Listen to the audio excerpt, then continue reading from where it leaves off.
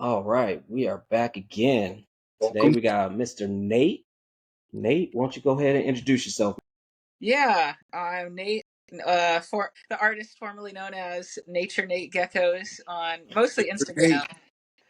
And yeah, I've been doing geckos, geez, maybe 5 years, maybe more than that. And I'm based out of Raleigh, North Carolina.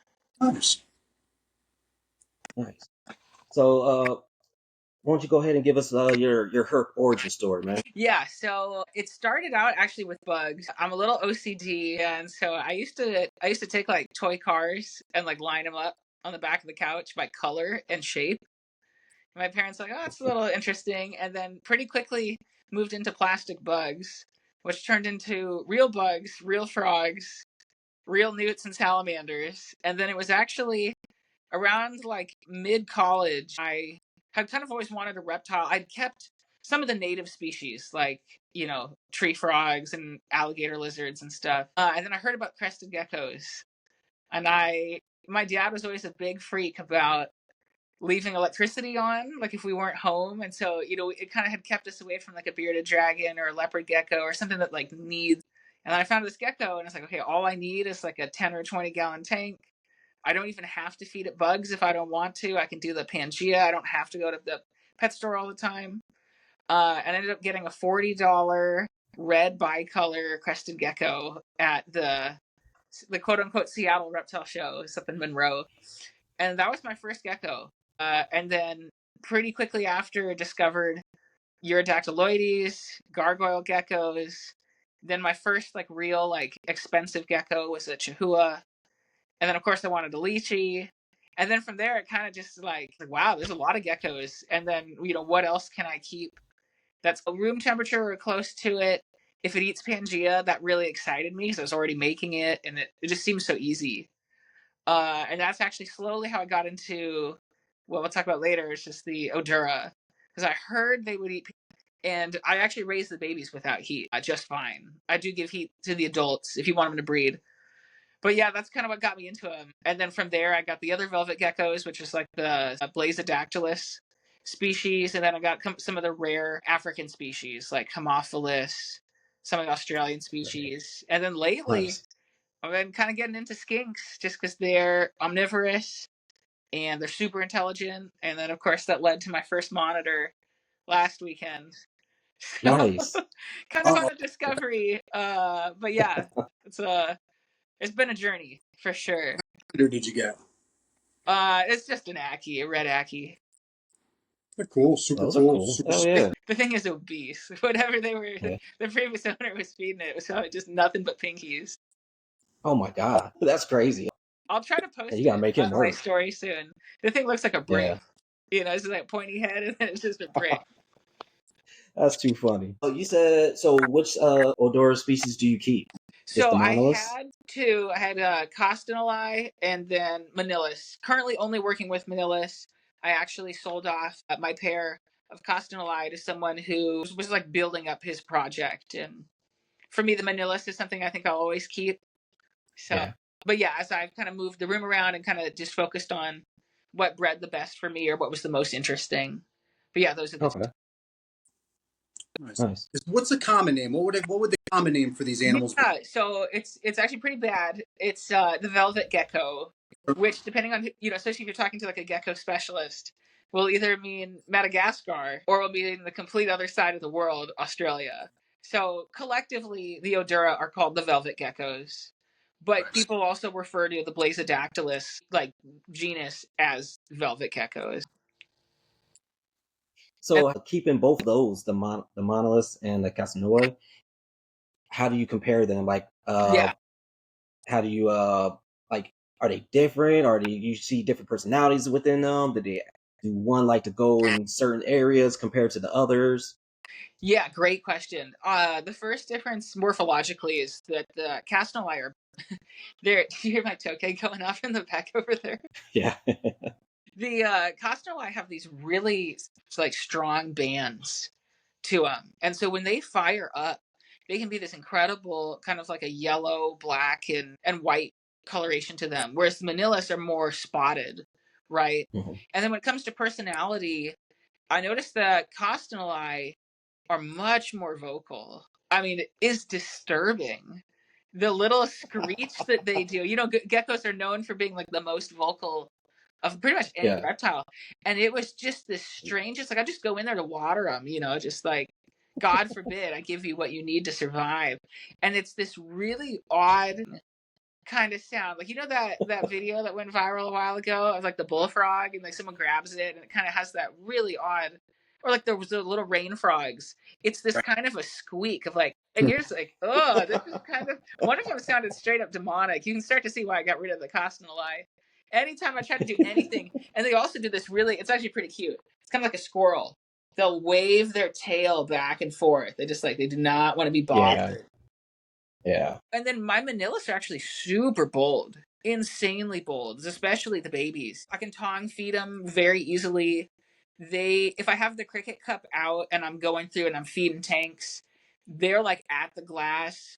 They'd probably try to nip your finger. They're pretty handleable too. Whereas like, yeah, the Costinelli, you would have to like dump crickets in and then leave. And the only way I ever knew they were eating was because you'd see like poop and stuff. And like, okay, cool, they're eating. But they almost never ate in front of me, much more shy. And don't have like a huge sample size to go on, but in the ones that I worked with, it was kind of always that case where the Manilas were super bold and the Costinelli were much more timid. Cool.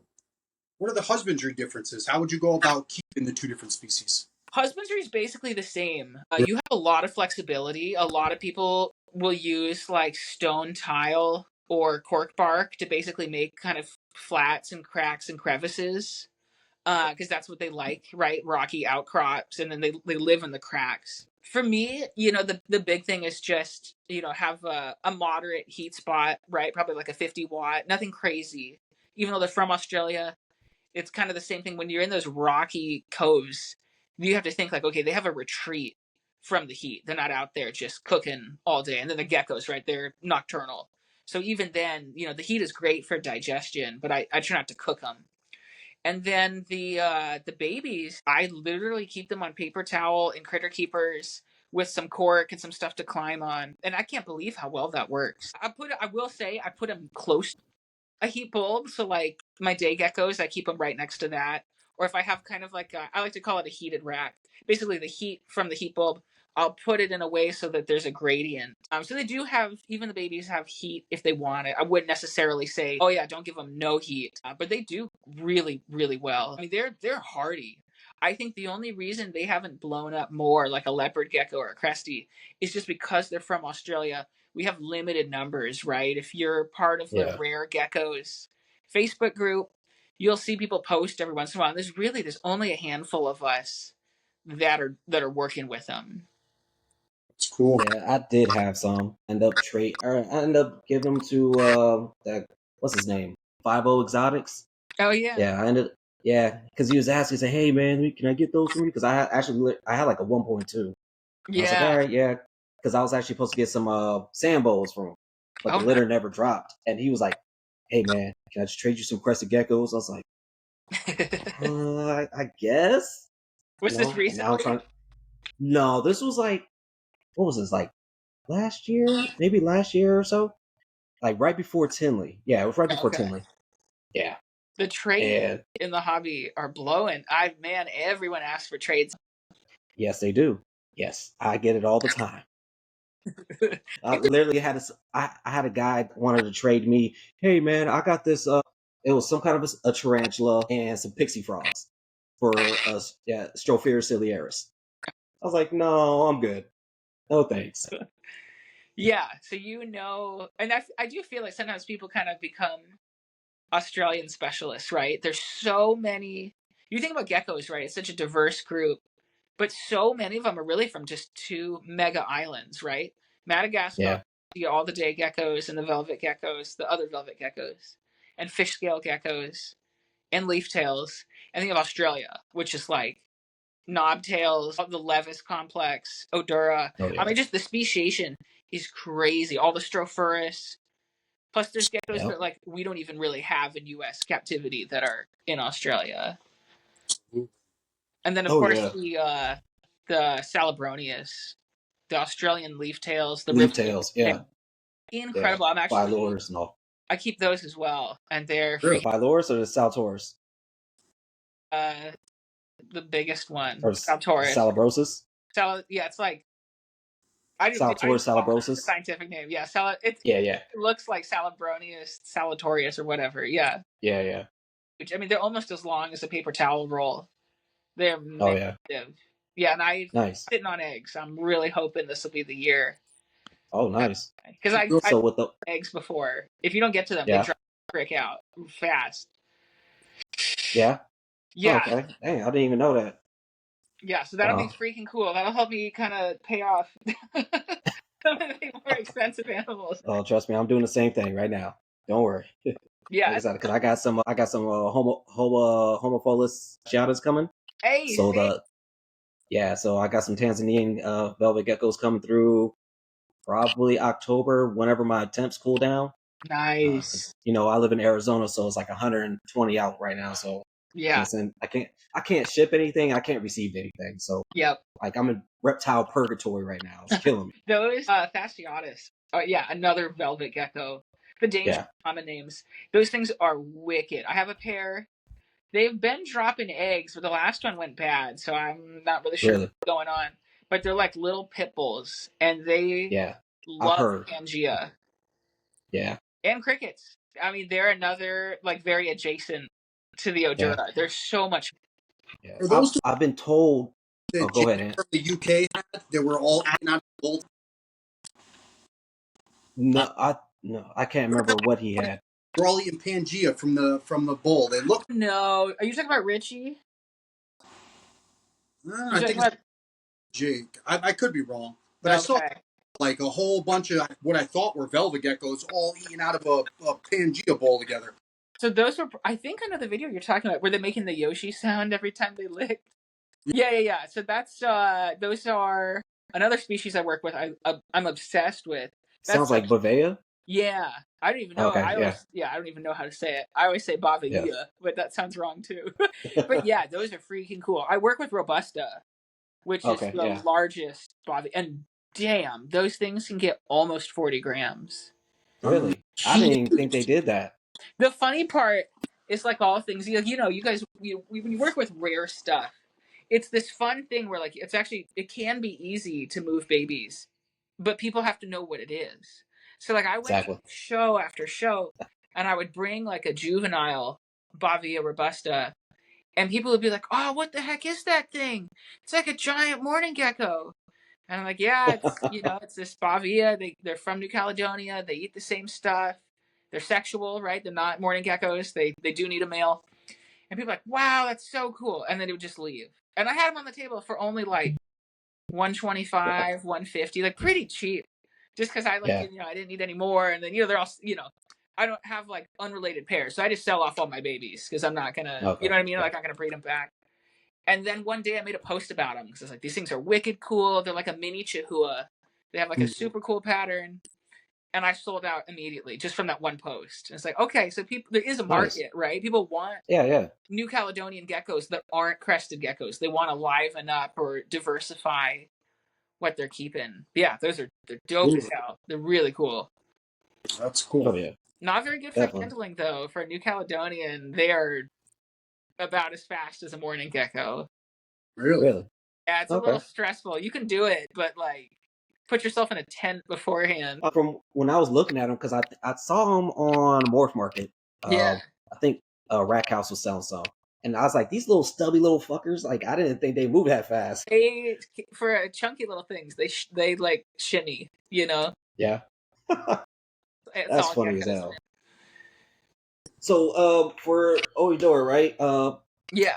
Are you trying to do a hard cool or you have to do a soft cool for them? Like when you're about to put them through brumation?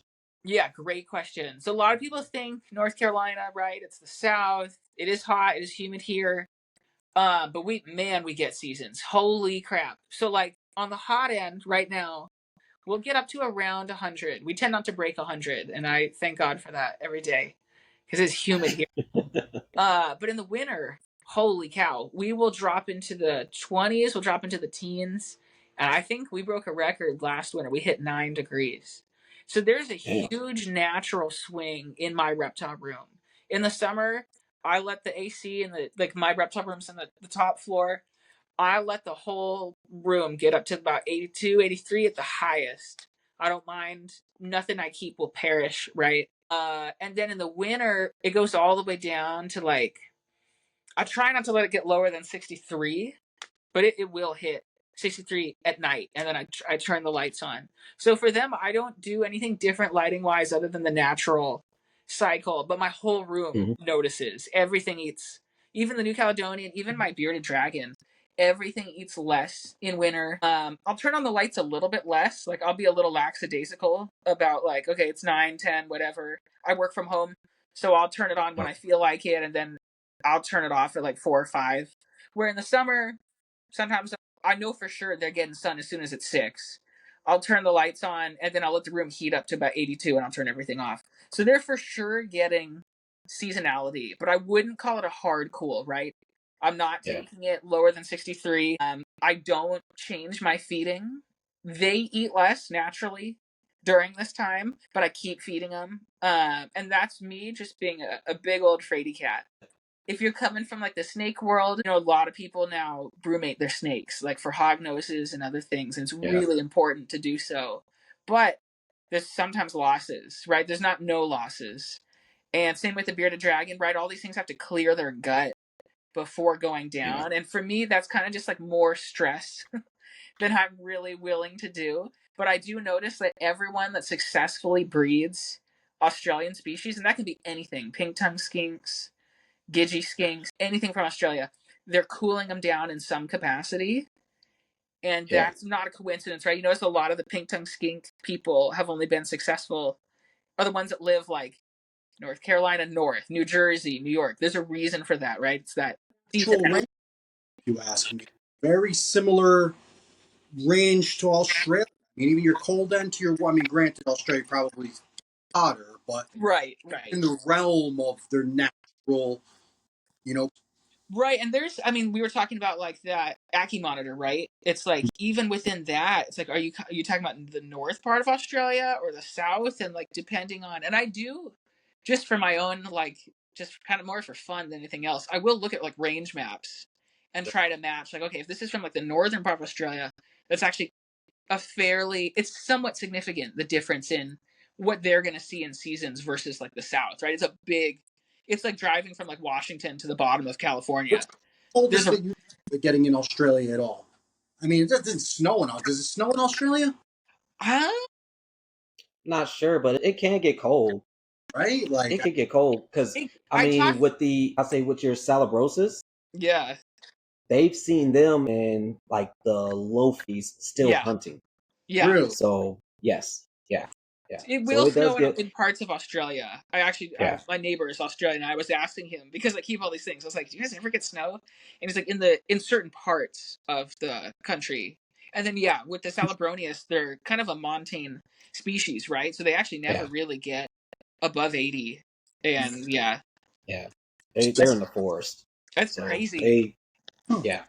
I remember our buddy was it Stephen Kerbo. He was showing me pictures. He was sending me pictures on Facebook, like showing me the temp gun and pointing at the thing. He's like, "Look, it's 43. He's still out and about." I'm like, "God damn, that just I got so much anxiety just looking at that picture."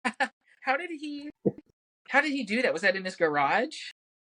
Yeah, he lives in Oklahoma, so they Gotcha. get pretty cold out there. I Yeah, I can't do it thought. just because I live in Arizona. Lowest I can get is probably like 65 or something. So that's why I never really dabbled into Aussie stuff. Yeah, yeah. Yeah, because If space was unlimited, and I'm married, so I have to share the house. I can't just put reptiles everywhere. I try to keep them right. contained to like a room and a half, right? Tell me Uh, about it. but I have thought about like, man, the garage would be phenomenal because it's Yeah, insulated enough that the garage tends not to get below 40. But yeah. yeah, I've never had the guts to really commit to a deep cool down. I don't either. I don't go below 68 degrees with everything I have. Yeah, I All don't right. I 90, just but I I get nervous. yeah. I just got a question on the chat from Matt. He says he sees a bunch of books behind you, Nate. Yeah. Do you have any recommendations for some good Aussie gecko books? Aussie, yeah, I do have a lot of books in there too. Aussie Gecko books. You know I do, and I don't have it in front of me. There's I just bought a whole bunch of reptile books, and then a friend has been like kind of clearing. She's been kind of getting out of the hobby, and I've been taking in a lot of her stuff, which has been super fun. I don't have any. I don't have any of my name, but I will. If you hit me up on Instagram, I will. I will send a picture of some of the ones I've been really enjoying. I've also been All right, specializing nice. too. So like, there's a book on like sand boas that I was reading the other day because that's like a Yeah, huge complex. Actually, there's like 9 species. yeah, So yeah. yeah, usually I just pick whatever my obsession of the week is, and if they have a book, Yep. there's one that's literally just called Geckos. I'd recommend that one because it just ends up covering so many Australian Yeah. species. I mean, you can also get it's called was it Australian Geckos and Pygopods from Yes, Danny that's Brown. Yeah, dude. that's a good book right there. I got that downloaded on the PDF. Talking I out always of look at getting that one. that Burton's legless lizard. You see that one on Morph Market? They got those too. Yep. Dude, I got a whole lot Man. of crested geckos that won't move. They could be good feeders. Because that's they say that Burns is technically a gecko. It's a legless gecko. Yeah. That I was reading about it. They are. That's freaking Yeah, it's crazy, cool. man. Definitely, hell yeah. So, do you cohab yours year round, or do you separate them for a certain amount of time and I then cohab. start pairing? Yeah, great question. I cohab mine just fine, right? Yeah, If I feel like she's looking a little thin, I will put her in a separate tank just to fatten up, like after a lay. The thing is with them, they're really consistent layers once they get going, like crazy yeah, consistent, to the point where I do get nervous, right? Like, that's one where I certainly would say that you don't need UVB for Oedura, but for my females that pump out a lot of eggs, and this is true for like even my tokays and Cuban false chameleons, I do it because if you don't, I've seen crashes before, and it's awful because they hide it until the last second, and there's almost nothing you can do. So That's for yeah. her, once she starts laying, they'll lay like literally like on like every 30 days. It's nuts. And so for her, it's just heavy calcium every feeding. Whereas like other stuff you could get away with not every feeding. And like I don't keep UVB on it all the time. I'm kind of cheap. So I have a few animals that like don't need it, but I'd like to give it to them, and I'll rotate between the tanks. So like Monday you're getting UVB, Tuesday I'm moving it to the next tank. But I do provide that as like an option. But I keep them Okay, together, and you can tell when they lay. They make a little kind of a mound, almost like a little okay, nest. So if I see that the soil's been like visibly disturbed, that's when I'm like, okay, I should go look for an egg. And I actually incubate them almost identically to New Caledonian eggs, just a little bit less wet, if that makes okay. sense. hmm. So, and you're incubating them room temp then, Room or are temp, you doing? room temp. Okay, Yeah, I don't do anything incubation. what? Isn't that That's crazy? crazy. There's nothing. It's kind of a rule. I won't keep stuff where I have to incubate it. I just don't want to buy an incubator. It's so dumb. It's so dumb. I have like, animals that cost way more than an incubator. I just don't want to do it. If something's live bearing, I'm like, ooh, I'll get it. Like the pink Oh tongue yeah, yeah, squeaks. I'm like, I get it just yeah. because I don't have to get. No, Oh, everything trust is me, room I'm temp. If it takes a little longer, it takes a little longer. yeah. But they I'm on that same board with you about that live bear stuff, and I'm yeah, trying to get some those Cofodes Dumbara. yeah. Yeah, those pygmy knuckle lizards, man. I love those things. Dude, we got to talk about those. I got one from Frank, and Oh, you oops, did?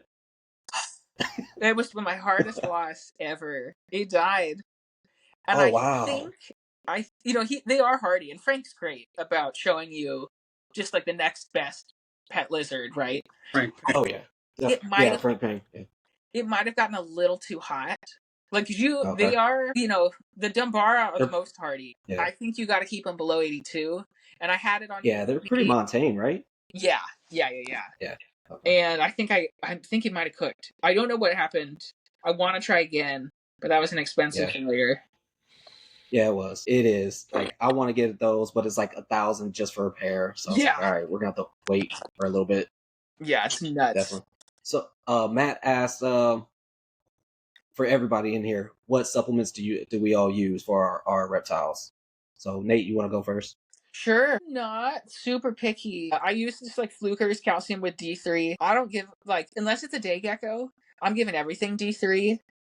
You Mhm. know, when I calcium feed. The only exception is day geckos because their calcium stacks will literally choke them out if you're not careful. And the Pangea Yeah. already almost has too much, and they're getting UVB. So that's the only exception is I never give calcium to day geckos. Okay. You're still And using the Arcadia, Jay? oh yeah, yeah. I use Arcadia all day. Right. Uh, Uh, but I the also do Repashy as well. Plus, you know me, that's my go-to. Yeah, yeah, yeah. I Yep. got that too because I got some things that don't have UVB, so I have to do that Repashy. Like my Certodactylus, they don't have UVB. They're just Yeah. like in these little bins, and they're only like this big. So I'm not about to put a whole UVB thing right on top of them until I get an actual enclosure for them. Still rock the Reptical though. I love Reptical for like because I'm also a big calcium fan too. I'll either give multivitamin or calcium with my Chihuahuas for every Smart. meal. Yeah. Every My Chihuahuas get supplementation every time they eat. So I'll alternate. You know, use a bunch of stuff. I'm rocking Reptical. It's not bad. Man, I've been using it since damn near the '80s. Yeah. Because it's crazy. They'll drop eggs and their tail is all kinds of squiggly. I mean, it I'm is the Chua is disturbing. People for a long time they talk about it a bunch, man. But a lot of guys for a long time before I got him, I would dread it. I would Oh, fear it. Like it can't be natural. It can't be natural that nature would, an animal would evolve in nature to almost die every time it gives birth or lays an egg. It just doesn't seem natural. So I set out on this mission to make it a point to never let it happen. To supplement them to the point where there was no option other than it was natural.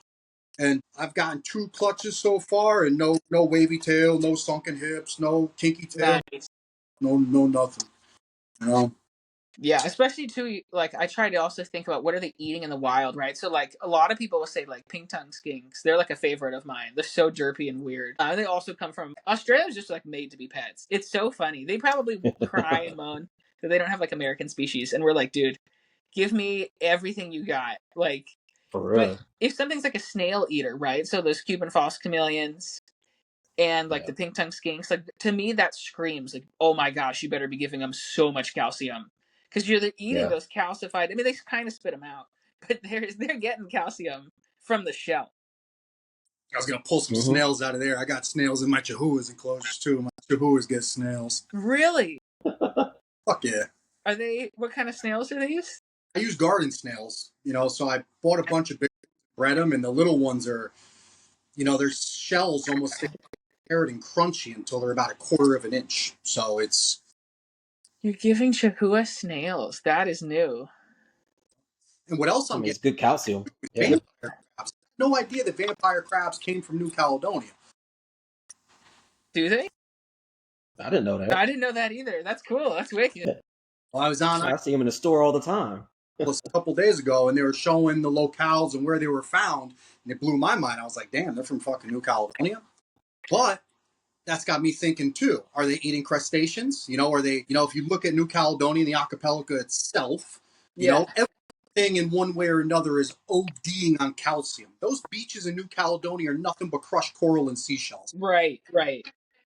Eating everything from the ground up, from the trees to the bugs to the everything has an overdose of calcium in them. In my head, in my own, assessment of the situation. So it's something I'm looking into. The snails, like I said, I've been feeding for a couple months now, and their crickets are native to New Caledonia. They get a lot of moths out there and stuff, but typically they're katydids.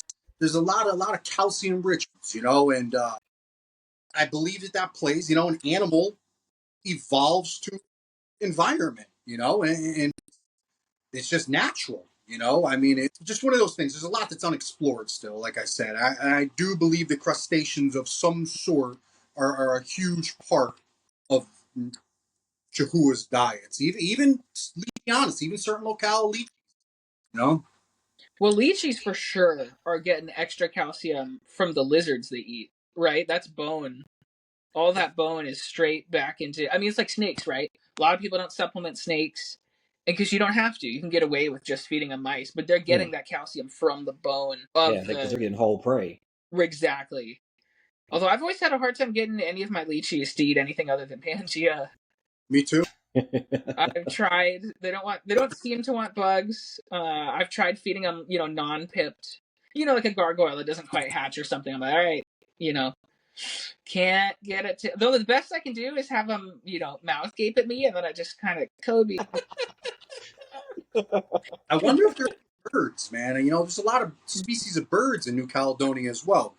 And if you look at, certain locales again and where they come from and how high in the trees they are, pretty equivalent to a lot of the species of birds and where they're nesting. Are they eating chicks? There's a lot of things with them too that I feel, just haven't explored because Pangea has just made it so easy to Sure. give this that people don't try, don't experiment because it's, just so easy not to, Yeah. It's weird that people really glom on to, and like, I'm a victim of this. This is what got me into the hobby, right? It's like, it's so accessible because crested geckos and New Caledonian geckos are so easy.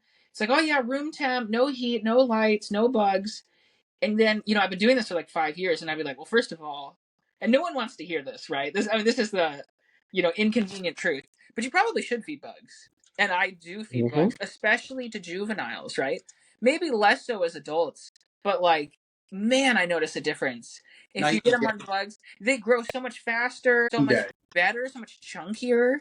The food response, I think, is very natural, right? That's keeping them from getting bored, right? Like, they're not like those people in Wall-E sitting in the chairs drinking all their food, right? So they're actually getting to use their jaw muscles. They're crushing. There's that predator-prey response is very natural. So now I feed almost all of my geckos. I won't do it all the time. I still love Pangea, and if I'm short on time, I don't need to do the whole room, I'm definitely doing Pangea. But yeah, I'm a big fan of, like, you should almost certainly, I get them started on Pangea, but the bugs is do or die. And then people argue a lot about temps, right? I would strongly say, like, I'm not going to name names. There's a guy who's like adamant that like you need heat on these crested geckos, and like, New Caledonia gets up to 90, and I'm like, okay, but they're not just like baking in full sun, right? And there are people like, don't let them get below 70 degrees. And I'm like, no, New Caledonia also gets into the 50s during their winter, especially certain islands, right? The southern islands or whatever, the northern islands. And then give them a range, but I've seen geckos spaz out over like 86. You know what I mean? Like, I think people kill them with heat. I think people think like, oh, it's a reptile, I got to give it heat. It's like, oh, you're more likely to cook it. I keep my room. I'll let my room in the summer months. I'll let have a gecko room, and it's again, like I said, it's been into the knees, but it's ambient. It's not like right cooking them. They have nowhere to go. It's just it's not natural. You know what I'm saying? An animal can cryptically bask in the wild. They can come, they can go, they can do what they want. They can regulate themselves. If you're not giving them that, I don't have heat on any of my stuff. I do use UVB on my chihuahuas for obvious reasons, for calcium purposes, and I keep LEDs, so I'm sure they put off a little, like more for plants, keeping a fully planted body, but I don't give them any isolated heat source. I let the natural sway of the temperatures mimic their different season times of year, rather. But I let them follow the flow, man. It gets hot, it gets cold, it gets warm, it gets hot. It's what it does. Yeah. I think I have hot days and cold days. So what's the gestation period for the Oedura? That is a great question. Because I keep them paired year round, I don't know for sure, but it's like all lizards, it's damn quick. I mean, you can pair them up, and within a month, you could have like fertile eggs. It's pretty quick. Nice. And then, yeah, like I said, I incubate for about 60 days, no problem. Okay. Room temp. And that's crazy. That's fast. It is fast. I find most things are faster than New Caledonia. I don't know why that is. But I do let the eggs cycle up and down, right? So that same night and day drop, right? Like we're talking about like the high of an 80 in the room, but I'll let it get down to like mid 70s, and then the winter it's going all the way from a low of 65 to a high of 80. I let the Okay. eggs experience that because I believe that they would experience that in the wild. Well, obviously they're under dirt, so you don't want to go too crazy with like temperature swings. And you want to cook an egg, right? That's a great way to have neurological damage. But I let them have that day and night swing for sure. Okay. The ground Got a question. change too. The sun's beating down on the ground. Right. Not, Oh yeah. but Yeah. the ground is just a thermal mass. I mean, it gets hot, it gets cold. It may be more gradual, but it still warms and it still cools. It's something. It's not. Just It's not even a nat- guess. It it's just happens. natural fluctuation. That's good. Got a question in the chat about bee pollen. So Nate, do you use bee pollen? That's great. Yeah. So I just got some because I heard so many people say good things. I've Right. never had a problem with geckos eating. So I haven't really had a reason to use it. It's sitting in the bag. Yeah. But I I meant to get. Yeah, use it's supposed it. to like help stimulate their appetite, right? Yeah. That's what it's good for. Yeah. Just But feel Like like yeah, I perfect. actually I feed it to my feeders. Sometimes I mix. So I have a powder form and then I have like the crumble form, right? So the crumble form I end up just giving to my feeders. I give it to them with a bunch of like fruits and veggies. Let them go ahead and eat that. And then sometimes I'll mix it in with my Pangea diet, just to make it a little bit more sweeter, a little bit more palatable for them. They generally they kill it. No, I just little teaspoon at a time and just go from there. I don't really have a measurement because he was asking how do we measure these supplements given to the Yeah. reptiles. I was like, teaspoon, here you go. so my theory on bee pollen is not to cut you off, but a lot of these bugs, a lot of these reptiles in general, they're eating flying bugs. They come from jungles and rainforests, are inevitably eating pollen of some sort. So I Yep. do it not for necessarily, well, it is for supplementation, but I just assume that if a Chihuahua, for example, is eating moths, which they've proven to do, eating tons of moths, what are moths doing? Moths and butterflies. They're flying around, more so butterflies, but eating pollen, and I just feel it's a natural thing. Since I can't feed them butterflies, moths as much as I like to, it just helps even, I guess, the lack of supplementation. Yeah. I'm a huge fan of mixing diets. And so I try to get as many scents as possible. Like, like the Pangea growth and breeding, Yeah. Mm-hmm. like a great concept. But when I open that bag compared to the other ones, I'm like, I don't smell very. Smells atrocious. Yeah, it's like kind of rough. So like I'm a big Yeah. fan of, like, obviously everyone's favorite, at least most people tell me their gecko's favorite food is watermelon flavored Pangea. And like I use Rapashi from time to time. I use like what is that one? Lychee linguine. And I also use the PetSmart. It's like a Zilla. Is it Zilla or Zoomed? They have those little bags and they have like a berry flavored one. So I'll mix a little bit of everything just to get as many scents as possible. And I've never had a gecko not eat. You know what I mean? Yeah. Except for growth and breeding. I spent a lot of money on that bag and I'm not sure where it's. So I use that one as like a partial filler. You know what I mean? I'm not going to just Yeah. growth and breeding because I like that it's like, I don't know, it's supposed to help your breeders and the growers, right? It's like, okay, cool. Yeah. They just got it's a more fat and I think protein content Yeah. than like the regular Pangea. I Yeah. bought it and used it for bug for a feeder food, man. Nothing would touch it. I mean, I couldn't get, without mixing it, I couldn't get one of my lizards to touch it. It would turn to just, I wound up using it to feed my roaches and crickets. I do feed Yeah. my crickets Pangea. I'm like, why not? So do I. Like, what a I do too. better way could you? And then same with the stubborn geckos that don't want to eat bugs. When you cut them open, they smell the Pangea, and they like. I think it helps them kind of switch over, if that makes sense. Kind of like getting a like scent feeding a snake, right? You're like Okay. Yeah. Yeah. associate So the serious. bug with the Pangea, which they're already eating. Because like I mean, I thank God for Pangea, dude, or Rapashi or whatever. These diets. Could you imagine like when I have like a baby Cresty and this thing is like this big? I don't want to sit there being like, come on, eat the bug, eat the bug. Like I want to put it, on the cap, I want to spray it, and I want to close the lid and move on to I'm drowning in babies. I do not want to sit there for 10 to 15 minutes per baby. I would never get anything done. Yeah. Yes. I mean, what they started when they came into the hobby, guys were using like baby, right? Baby Yeah. food. Oh yeah. Yeah. Oh yeah. There was all these little diet mixes and how to do everything properly, and or like I was listening to a podcast a while back, and I had, like I said, we were talking about earlier with the Michael Pannone, Chiller Chamber, and how they in the beginning how people were just using the horrible baby Gerber baby food or Yeah. whatever it was, and the geckos wouldn't eat, and people kept on telling him just starve them out, they'll eat it eventually. And then I think he said something about, I think he said he talked to Phil Tremper. Phil Tremper gave him some ideas, and he ended up making his own diet.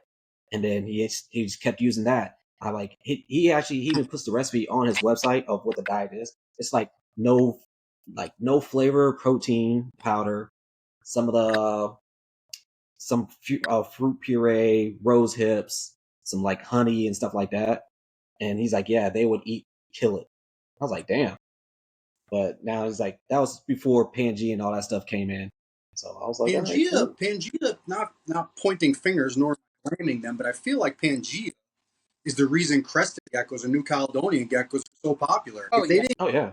convenient and so simple to keep this, Yeah.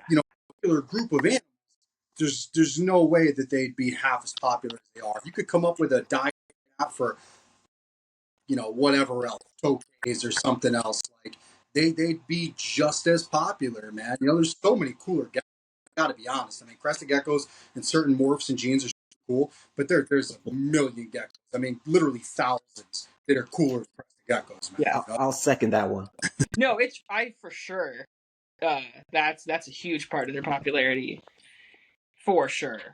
Yeah, the Oh diets yeah. are an interesting area of discussion, right? I know people are always arguing about diets and which one's the best one, and I find that I'm not going to name names, but some of them I'm like, I can't get this to mix very well. It's like really runny or whatever. So once again, I just put a little bit of everything in there. Then I Yeah. feel pretty good about them getting like a complete diet. And I appreciate the people who are kind of the trendsetters, right? Like Aerotonic and other people that are like making their own. I think that's cool.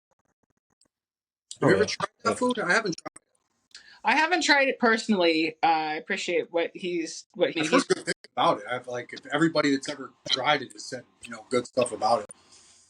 yeah. It's hard to beat Pangea when you just get it on Amazon. Once No, again, unless you go to the shows, then you might be able to get other stuff. I yep. think the last thing I tried was I tried Lugardi. Lugardi wasn't bad. Like I think I got like the blueberry one or something. Like it was like a 50-50 hit or miss with them. And I've, then I tried that chewy fettuccine from Leap and Leashies. Yeah, yeah, yeah. Yeah, and that one, I mean, they took it. All the Chihuahuas took it, like without hesitating or anything. I was like, all right, cool. But Nice. it's not on Amazon, so I can't get it. I don't feel like going through a website and waiting forever. Sorry, Once the it shipping's ain't not gonna happen. free anymore. Yeah, They had Super Pig by Rapashi. I'd heard about this, right? It's a carotenoid, right? So it's just to bring yeah. out the red colors and just color in general. And I got some. The person who sold it to me told me it expired. But I was like, whatever. It's like, Shit. oh, it's pretty funny because they're a huge name. I'm not going to name them on here. I'll text you. It's pretty Yeah, funny. yeah, yeah. Shoot me that text.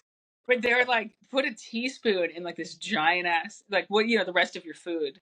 That's like a teaspoon. And then this shit, so it's supposed to be a carotenoid, right? So I was Yeah, expecting this to look like red or yellow or something. Dude, it's like black. It's like dark brown.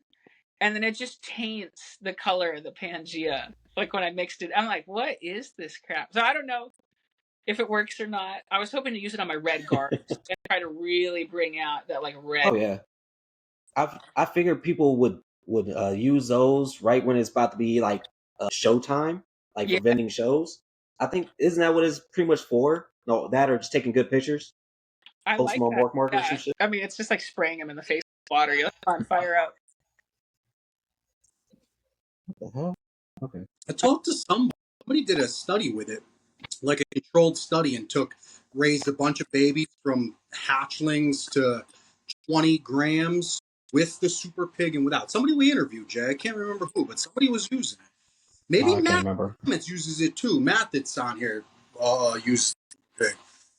But And Hey, I didn't use that. I didn't see anything. Okay. Yeah. So, Nice question, while. for like the hatchlings, right? How are you setting them up again? Yeah, super easy. You literally use the 1 gallon critter keeper that you get at like Petco, Walmart, whatever. They're like $5 or $6. And they used to be. Rip with all the inflation. They're like $8 now. And I put them on paper towel. And then I put a lean-to cork bark and usually like a plastic plant. Super easy. I mist them every day, just like you do with a crested gecko, just a little drier, right? You can totally skip a day or two. They are from Yeah. the dirt. And then, yeah, I just throw crickets in there, and they're crazy bug aggressive. Oh And so I yeah. use Yeah. paper towel just because, especially with the little ones, if they ingest too much substrate, it's always a risk. I've never lost one to impaction, but I also don't want to take that risk. Once they're bigger, Yeah. I keep them on, soil because I want the eggs. So I use like Reptisoil. I use a mix of Zilla Jungle Earth and Reptisoil. I'm obsessed with both of those. They do a really good job of absorbing like bioload and carbon.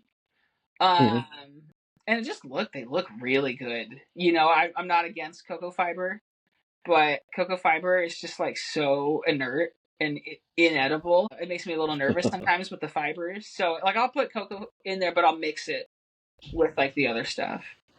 Okay. Yeah. But yeah, paper towels So all the way till yeah, they're Matt adults. Matt says, because like you say, he uses Super Pig all the time. He said he likes it for the micronutrients, not just for the color enhancement. Okay. They have he says it got a shitload of other vitamins and minerals that are also good for him. Okay. Yeah, I'm a big Yeah. fan of supplementation, just all over the board. I feed them weird bugs Yeah. once in a while too. Like I try not to just feed crickets. I try to feed dubia, which I feel like dubia are like really overrated as a feeder. Because like you think about like especially with what you guys work with, right? Like think about like a Strophoris, think about like a baby Chahua. Even when they start putting on some size, those dubia pretty quickly become too wide. And that headpiece is really hard for them to squish. I see them kind of Yeah. like choking, they're not choking on it, but they're like really Oh struggling. yeah. Yeah. Yeah. And they don't dubias don't move. I hate it. I Yes. hate them with a Yeah. passion because they'll literally get right under the gecko and stay right there. I'm like, how are Yeah. you guys is goddamn smart? You're a fucking roach. Like literally, They become that's their whole thing. They just go right there, chill, and the gecko's like, I don't know where it's at. I don't know where it's at. It's like, come on, man, just move a little bit, please. You can't let a roach be smarter than you. I actually hate dubia. The only reason I keep them and feed them is because they're so dang easy, right? They have the tub. Yeah, I throw in yeah, leftover Pangea or veggies or whatever. They're so easy and they don't really smell and they don't jump. But the yeah, problem is they, like you said, they don't move and they become roommates. So like my tarantulas, I keep right. tarantulas too. I don't really breed them, but they'll like just dig into the substrate and the tarantula will never find it. And then, Yep. like I was taking the eggs out of my Phelsuma sepigiana tank the other day. And there's 2 full-grown dubia. I only see them at night. They've been like siphoning. I'm like, holy, how long have you been in here? Right? And then they've been, On the park right now, Gecko. you know, stressing out my geckos because this thing's the size of like a school bus compared Oh, to them. Terrible, terrible. Yeah, not a fan, and they're really hard to chew. I say from personal yeah, experience. I mean, I struggle, but the geckos definitely, the geckos definitely. right. So I like feeding red runners when I can get them. Like I've Yeah, seen like my geckos go crazy for them and like just chase them around like boom boom boom boom boom. I'm like, okay, that's like their little what's that like enticing them and stimulating their minds and everything like that. Those red runners are legit with that stuff. now what's the deal with red runners? Are they ones that can survive in your house? Because I know the dubia will eventually, they don't really reproduce. Yeah, yeah. They. I mean, well, I mean, hell, I have dubia that I've had for over a year that I have not fed, and they're still alive. So those things could survive a nuclear war. But like the red runners, I said they can climb on the. I know they can climb like some of the smooth sides a little bit, Yeah. They but were kidding. I got to put like that double sided tape on mine just in Okay. case. I was like, if I lose them, I lose them. Oh well, as long as they're not in my fucking house, right? But that's why I Yeah, also I see got what you. Yeah. yeah, and I got a bunch of house geckos in my apartment that I bought a bunch of house geckos. boom, put them inside my apartment, just threw them in here. So they just run around everywhere. So if I got loose crickets or whatever, they go and they chomp them down. I found a couple of those house geckos inside my damn cricket bins. I was like, motherfucker, ate all my goddamn crickets. There's a hole on the top where I had like the window mesh, Yeah. and there was a goddamn hole. I'm like, what the hell? Look, his little fat ass is on the bottom, like, oh, I got the itis now, ready Now to go to sleep because he ate all the crickets. these are the house geckos from Asia. They have like a fat tail that kind of fans out, as opposed to Yeah, the Mediterranean geckos yeah, that are from Europe. yeah, Yeah, I love those yeah. house geckos. They're freaking Oh cool. yeah, Did oh they? yeah. Like I said, the I feel like best they pest need. control I got. I was thinking a fun project would be to compile a list of geckos that will eat Pangea. There is a difference between will eat and can live on. Oh yeah, Uh, yeah, and the delineation for me is like I need to see them eating it for me to say like you can do this. Whereas yeah, like like a tokay, will they eat Pangea? yeah. Supposedly. Most tropicals will. Most tropical geckos will eat pan. Someone told me though, there was a thread the other day about this, and someone said that when the tokays eat Pangea, they have runny stool, so like it's not really like good for them. I wouldn't doubt it because they don't get it in their system a lot, so it's something Yeah, different is hitting them. but I tell you, the Haemophilus fasciatus, I'm only feeding them Pangea now, Really, and they're doing because great. I'm about to bug feed the hell out them things. No, I mean they'll eat Like, bugs. They go nuts for yeah, bugs. my buddy said like keep them like tokays as far as like that whole habitat. Because I was Yeah. like, when I was talking to him, I was like, hey, should I just keep these like electric blue day geckos since they're from Tanzania? He's like, no, totally different habitat. Mm, Like, think of them as a tokay. I was like, okay. Like, I was totally wrong, but all right. yeah. I keep mine in a really. I'll have to send you a picture. I keep it in a 12 by 12 by 15, so small tank, Yeah. but they're small geckos. And it just has a whole bunch of little cork tubes and like succulents. And I have Okay. a heat. I keep heat on them, although the bulb died and I haven't replaced it. And they're doing great. They're super hardy. They do Yeah. really well. They're like little pit bulls, but they go nuts for Pangea. Like I just at some point kind of just I was doing Pangea and crickets, or just crickets, Hmm. and then I just switched over to Pangea, and they're fat as hell. They look like fire hydrants. I mean, they're not losing any weight, and I see them at the. That's the thing. I want to see them at the feeder. Same with Yeah. the Yeah. Haemophilus walburgi, another velvet I gecko. love those ones. I love those I too. got a Those are pair. so cool. I'm hoping You this got will to be let the me year I know. finally put them together. They're freaking Yeah. rad, and they Yes, they are. yeah, and I keep those babies room temp bugs, but I like feed them bugs. Yeah. Don't do with those guys. I do 50-50. What else? Yeah. Supposedly flying geckos. Anything from the gecko genus will supposedly will eat Pangea. That seems like a waste of Pangea to me, and I don't really love weight. I want them to eat it if I put it in there. Same with Right. the Cuban fox chameleons will absolutely eat Pangea. Believe it Oh or not. yeah. Yeah. Definitely. You kind Yeah. of have to get them started though. They won't like go after like the bowl, but you can I dump it in think. there. I mean, most anole species will eat Pangea too.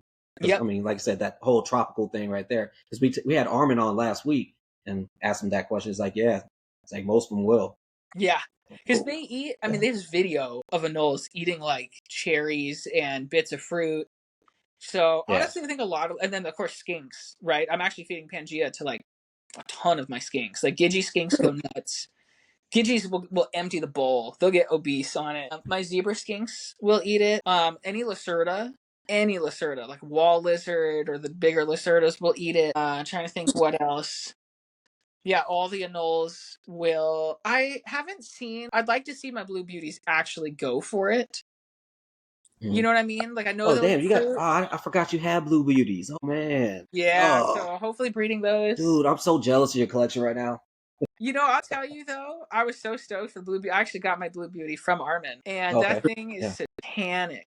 So like, I kept a Cuban Fox Camille. No, I kept Cuban Fox Camillons. They're puppy dog tame. You just pick them up; they won't try to bite. Yeah. And I kept a night anole that wasn't a blue beauty, and the thing was Hmm. fairly tame. If you worked with it, they're a little skittish, but you could hold it. The blue beauties, even though they're kind of the same species, it's like a subspecies. Yeah. Yeah. Psycho. The only animal in my collection, other than like angry lychees, that will try to bite me. I mean, he is smacking his nose against the glass The first couple weeks I had him, I was really regretting it. I'm like, Armin, I paid, a lot of money for this thing. He hates me. He's trying to kill me. He's looking like a pelican with his dewlap always out all the time. And then thank God, I've had it for like 2 or 3 months. And then finally, like, we're on a first name basis. I can tongue feed. And even then, he'll take the roach and he'll just hold it like this. And he's like, you better get out of my space or I'm not going to chew this. I don't. I'll stare, and I'll stare him down for a few minutes, then I'll leave, and then he'll eat it. But at least we're tongue feeding. But yeah, I'll send you a video. He wants to rip my fingers off, and it probably would hurt. They got teeth. Oh, yeah. But damn, they're beautiful. That blue and the yellow and that green, especially if you get a high yellow. Oh my gosh, they're gorgeous. And you can sex them out of the egg immediately. Yeah. Is it their dewlaps that you can sex them through? It's so weird. The females, because the pattern's like super variable. The females come out with these weird white bars across the sides, and that's just their female. The males will come out almost patternless. Okay. Yeah, I don't know what's up with that, but it's like you can sex them immediately, which is super nice, right? Because you have like Saracenorum, which are almost unsexable until they're like adults. And then Cresties, you have to wait till like, I don't know, 10 grams or whatever. You have to wait. And people only want one or the other. But with these guys, it's like, boom. If you want a male, I got a male. If you want a female, I got a female. Nice. How are your tokays? How are you working with them? You got them calmed down? Yeah, it's a great, yeah. So I'm breeding them for the first time this year. I mean, I'm huge on transparency. I lost my female, which was crazy because they're stupid easy animals, right? You don't need UVB. I have a heat, 90, 95. Huge enclosure. It's a 40 vertical. So I'm giving them more space than you have to. You could get away with a 30. And she laid 3 eggs. And then she got kind of, so yeah, this is good I think this is important for everyone. If your lizard starts looking shaky, like their back legs are kind of weird, it's usually calcium crash. And so I was like, man, she's acting weird. And then she was kind of like, she wasn't eating. And I kept them paired. Maybe I should have separated them. And then she ended up dying. It really sucked. Because, Tokay's captive bred are not cheap. Like, I paid $200 and like, I really like her. So I talked to Jimmy Ma from Gecko and Gecko. And he's like, dude, I've got like 30 pairs. And when I started out, it was just like you. They're nocturnal. Why would you give them UVB? But he said he was losing, I don't know, some to calcium crash. And he started giving them UVB and he doesn't have that problem anymore. It keeps them together year round. Yeah. So because it's a hard shell egg and they literally glue it. So definitely need UVB and good amount of calcium.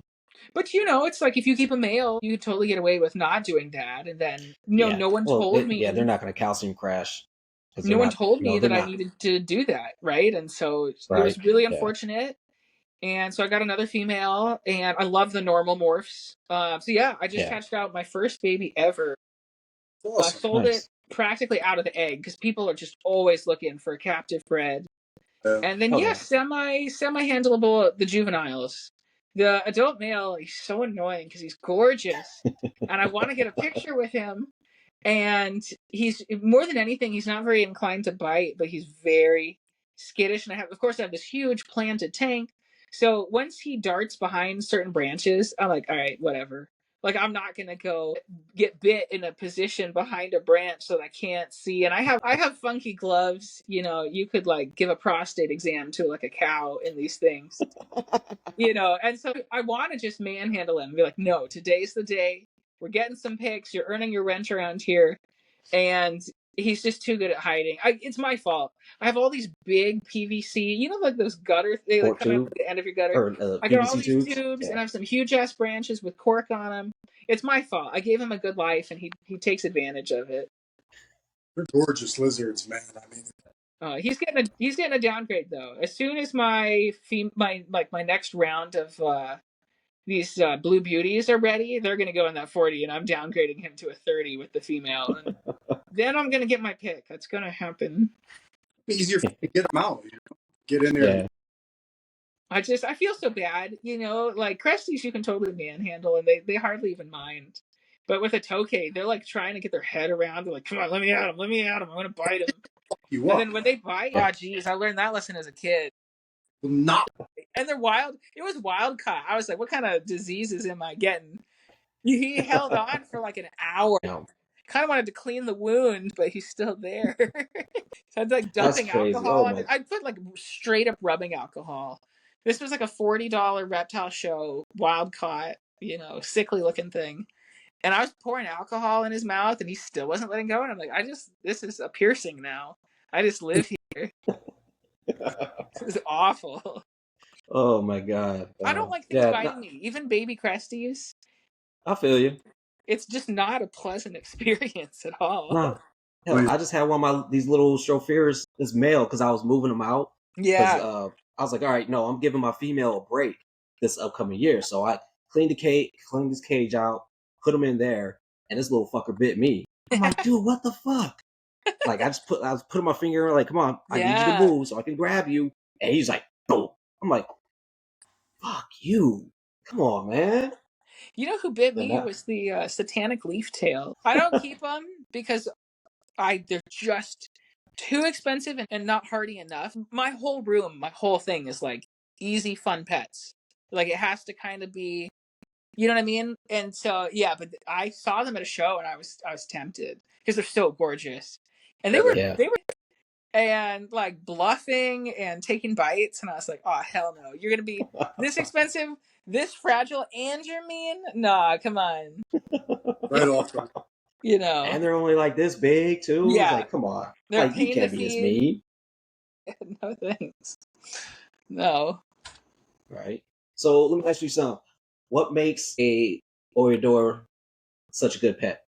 Yeah. So the ease of raising one right, I think a lot of people when they get a new baby gecko, they're really and rightly so worried, right? Because they're smaller, so you're like more prone to dehydration. Is it going to eat for me? I have to get these tiny ass crickets when I'm, an adult can take like a full grown cricket. So for me, it's the ease of care. I literally tell people like, don't complicate things. Keep them how I'm keeping them until they're sub adults, and then put them in a beautiful 12 by 12 by 18 or a flat 10-gallon. It's just they're cheap. They're easy to keep, right? The setup is cheap. A small heat bulb, don't go crazy. The geckos themselves are actually also not that expensive. They are rare. But like Manilis, I'm only selling those like babies for like 125 to 175, depending on the Yeah, that's pattern. not the going rate. Yeah, they fire up and down, which is really fun. If you're into that, they definitely do it. And it's pretty stark. They'll go from like black with yellow spots to like at night, they're absolutely a purple Almost, lavender yeah, color. pastel. Yeah, yeah. There you Super go. cool. Um, Very pretty. and then, like, if you want a gecko that you can handle, they don't love it. They're not a cresty, but damn, they're the nearest. They're like a leopard gecko. Like, you have to manhandle them a little bit, but they're pretty. I love being able to handle them. I'm not big on doing it because my collection is large and I don't have the time. But if you want to do like a health check or it's just nice to have the option, right? Oh yeah, yeah, Yeah, and then just reasonable temperatures, right? Just so reasonable.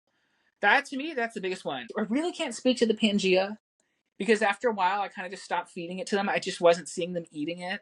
But I like that that's potentially an option. Like if yeah, your cricket store, pet store doesn't have crickets, you could try it, and I think they yeah. would eat it. I think And I you have had to like remember too. one out of three eat them. Yeah. I think one of the Oedura actually, I think it's the Robusta. One of them actually, I think, lives on New Caledonia. Oh, okay. There is some overlap because they're like an Australian species, but I think there's at least one of them lives on New Caledonia.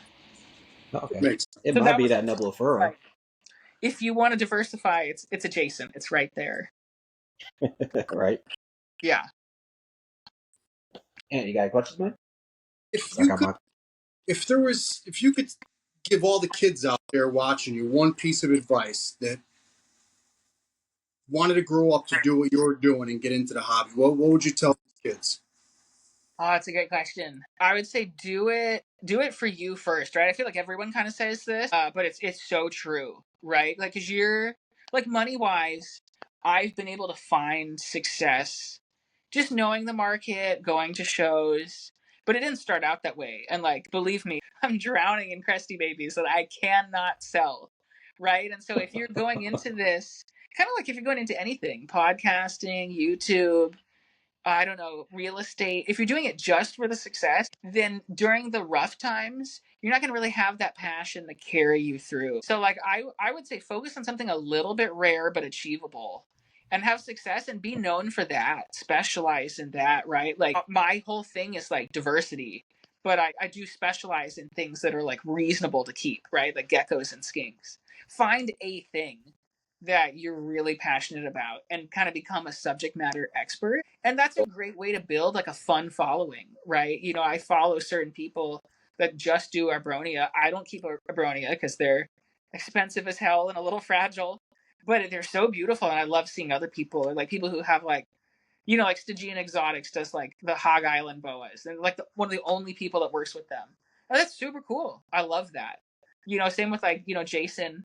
I know you got into, I think you got a Sarah from me originally, right? But like I know you as kind of the Stropharis guy, and like when I have Stropharis questions, like I'm looking, someday I'm gonna get a Tainacata because that red pupil is just Yeah. so damn cool, and like I want to get it from you, right? So like that you build up like a loyal base, and that's also really cool. Like I will not buy a Tainacata from anyone other than you. Like I'm just waiting for the Oh day shit, that I you gotta buy. get some. That's the first thing that needs to happen, dude. I need to Yeah, go get some. and You I've seen know? them for sale. They're really expensive, Yeah. which is a drag. Yeah. I mean, yeah, they are pretty expensive.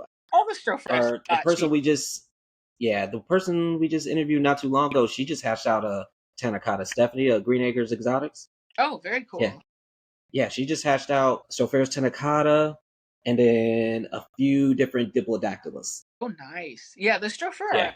amazing. I think those are another one that's like up and coming, and there's more of them than the Oedura for whatever reason, right? I Oh think yeah.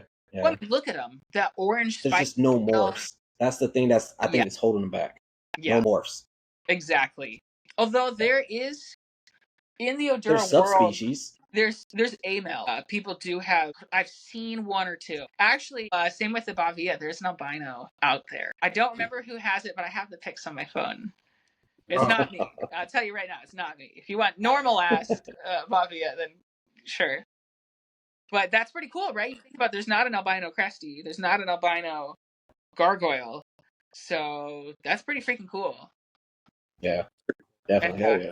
I'm stoked to see what I'm always stoked to see what's coming down. Like Uromastics, right? I love my Uromastics. I don't breed them, but like people are breeding Ornata for even higher color.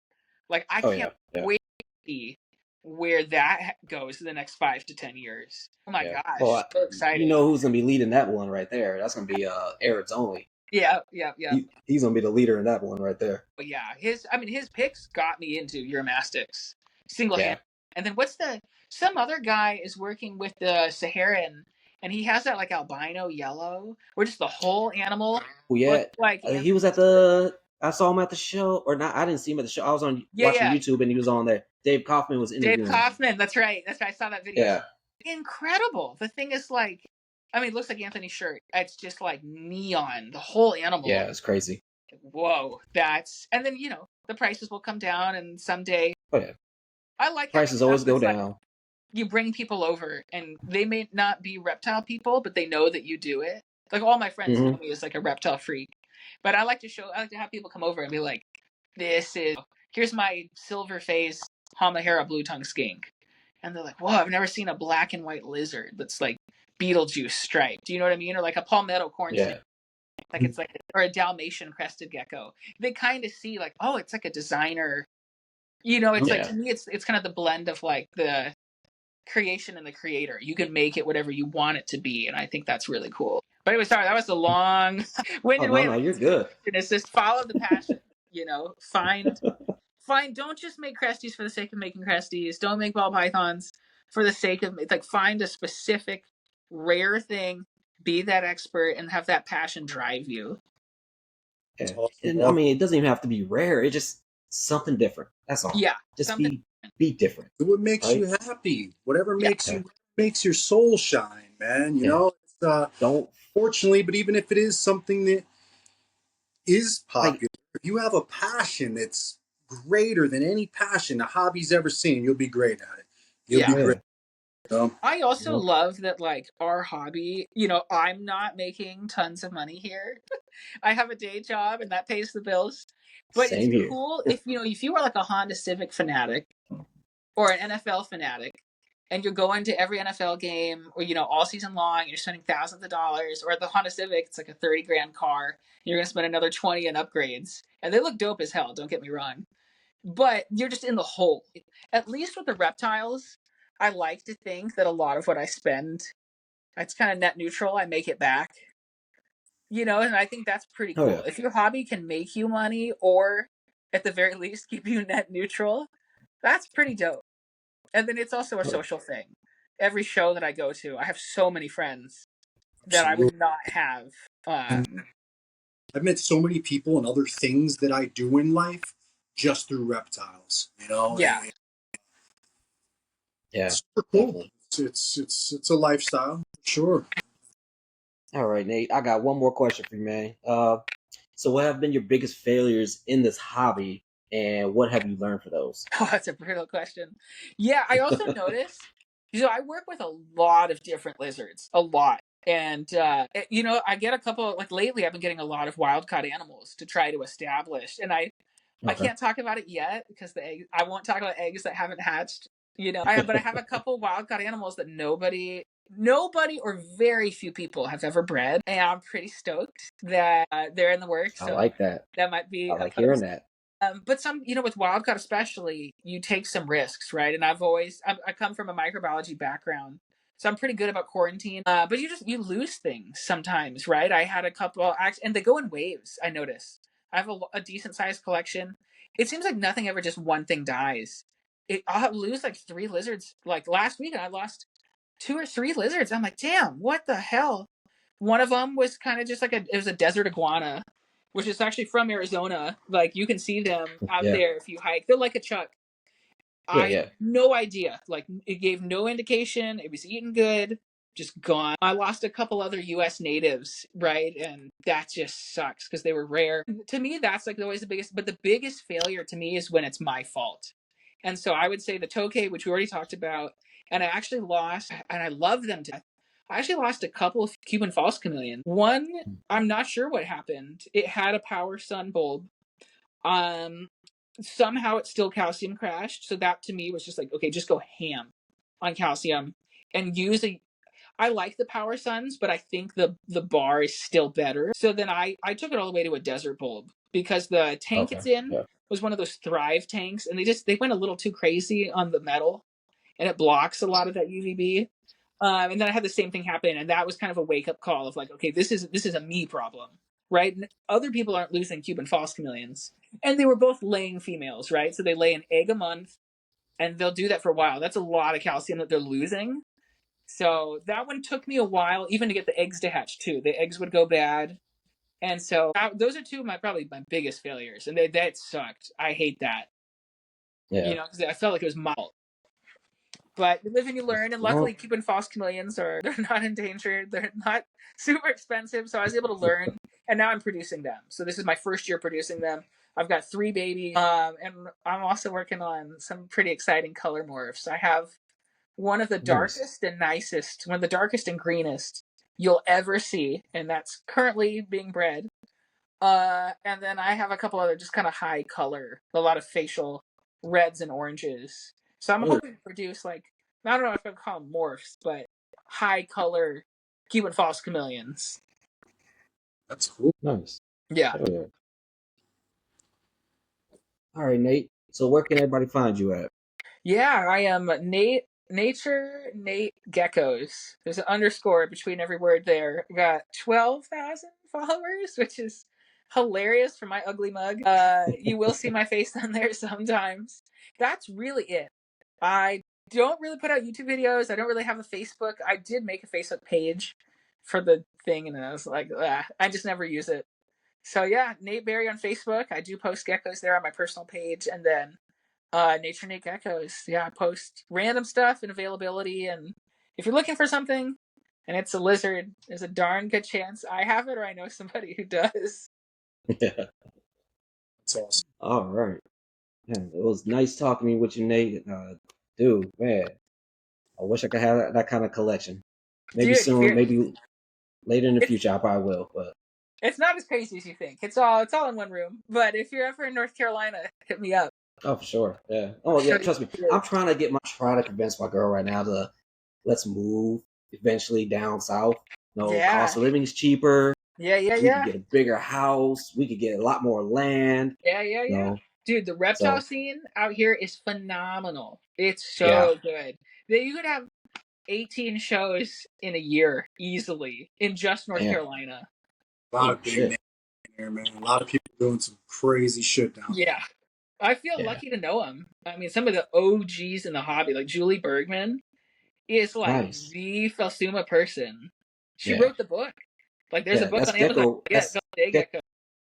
Gecko Ranch. Yeah. Yeah. Okay. She's Cool. old Yeah. school, right? I don't know Yeah. how much Yeah. she keeps up with trends or stuff, but you got to give her respect. She's the Oh yeah, for OG. sure. Yeah. So Yeah, come on Yeah. over anytime, man. super Oh, cool. appreciate that one. Well, I All can't thank right. you for coming on, Nate. It's been a pleasure, dude. You got so many species. It was hard for us to really talk. We could probably have you back on 5 more times and Oh still yeah. finish, but we learned a lot. Our guests probably learned a lot, man. And again, I appreciate it. I appreciate you coming on, being so willing to teach our guests and people out there. And, I mean, these rare species need some attention, Yeah. I want to quite turn them into crested geckos, but, you know, species and the guys working with them deserve a little attention, a little credit. Yep. Again, Awesome. Well, thank you guys. I love what you're doing. Big fan, and appreciate you guys being. Sorry Appreciate about the that. time, the time change there. Oh, you're all good, man. Things happen. I appreciate Hey, thanks, thanks, bro. man. Have a great night. you. All right. See ya.